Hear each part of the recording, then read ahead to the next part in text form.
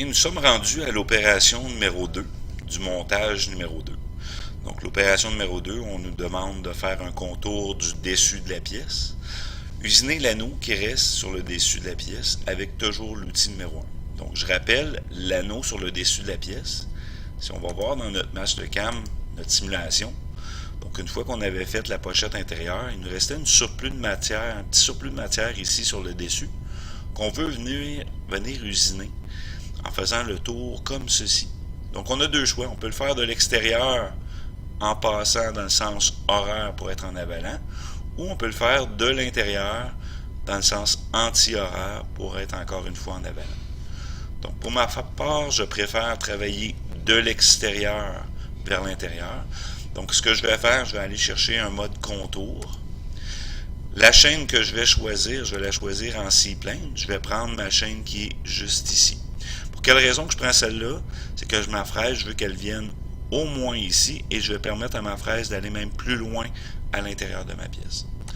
Donc très important au niveau de votre sélection. Lorsque vous faites la sélection de votre pièce, c'est de s'assurer dans le fond qu'on sélectionne la chaîne du bon côté. Donc on va le voir lorsqu'on va faire l'usinage. Si ça ne fonctionne pas du bon côté, on va pouvoir la changer.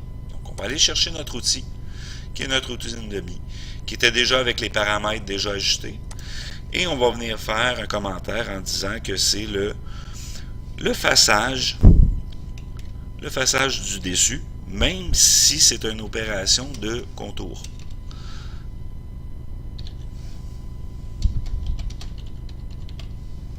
Donc le façage du dessus. Au niveau de mes paramètres, je vais m'assurer que je fais un contour 2D. Pour l'instant, je ne toucherai pas à mon stock to leave sur les murs pour vous montrer ce que ça va faire. Et vous allez voir que par la suite, je vais venir ajouter mon stock to leave en noir. Donc les depth cuts, encore une fois, comme en parquet, je vais gérer mes depth cuts parce que j'aimerais bien avoir une passe finale à une épaisseur d'une dizaine de millièmes ou à une vingtaine de millièmes. Ça ferait bien la job. Donc les lead in, lead out, naturellement, il va falloir que je les contrôle, mes lead in, lead out, étant donné que je veux que la fraise parte de l'extérieur de ma pièce et non directement sur l'anneau. Donc ce que je vais faire, je ne mettrai pas de ligne. Je vais mettre dans le fond un arc de 1,5 pouce à 90 degrés, ça semble être bon. Je transfère ça vers la droite et je vais faire un overlap encore une fois de la valeur de 1,16. J'ai pas besoin de breakthrough, pas besoin de multipass. On va aller voir nos linking parameters qu'on va ajouter comme d'habitude, c'est-à-dire 3 pouces absolus, un retract en absolu de 100 millièmes, un top of stock incrémental de 0.1 et mon top of stock, dans ce cas ici, il me reste la valeur qui était associée à mon 165 millièmes. La profondeur, je vais avoir une profondeur qui est en absolu, que je peux venir cliquer directement dessus, et vous allez vous rendre compte que c'est la valeur 0 absolue. Donc, ce que je vais faire maintenant, je vais accepter le tout. Je vais prendre le temps de vérifier ce qui se passe. Lorsque je vais voir ma fraise, on voit que dans ce cas ici, ma fraise part de l'intérieur. Moi, je voulais que ma fraise parte de l'extérieur.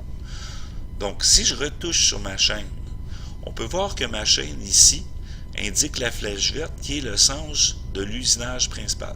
Donc, dans mon cas, je veux que ma fraise parte de l'extérieur, qu'elle tourne dans le sens horaire. Donc, dans ce cas ici, ce que je peux faire, c'est sélectionner ma chaîne, faire un bouton de droite pour faire ce qu'on appelle un reverse chain.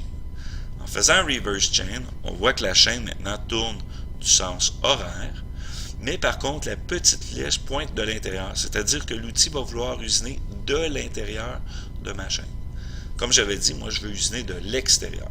Donc, encore une fois, je vais faire un bouton de droite sur la chaîne et je vais faire, dans ce cas ici, un Change Side, ce qui va me permettre de définir le côté que je veux que ma fraise vienne usiner. Donc, une fois que c'est fait, j'accepte et je régénère à nouveau mon opération dans le but de venir la revérifier. Donc, si je regarde maintenant mon outil, je m'assure que mon outil ne plonge pas dans la matière directement, sinon je réajusterai les lead in, lead out. Donc, on voit bien que l'outil, pour cette portion-là ici, l'outil fait une entrée en arc pour rentrer dans la pièce qui est parfait. Par contre, comme j'avais dit tantôt, mon outil va venir se tangenter sur la chaîne sélectionnée.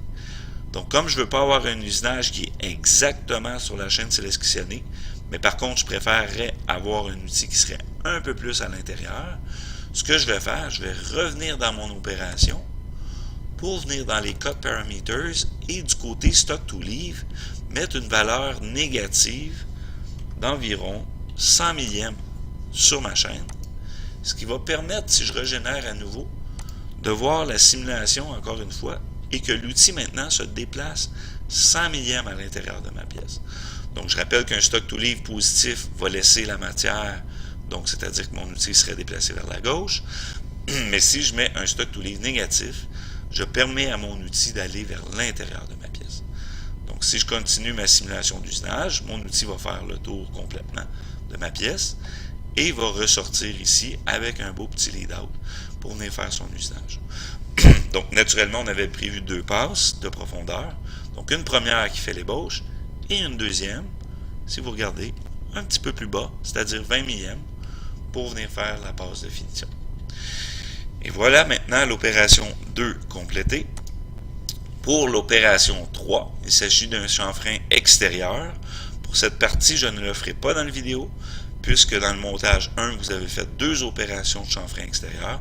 Donc, si vous avez besoin, je vous réfère au montage 1 pour faire cette partie.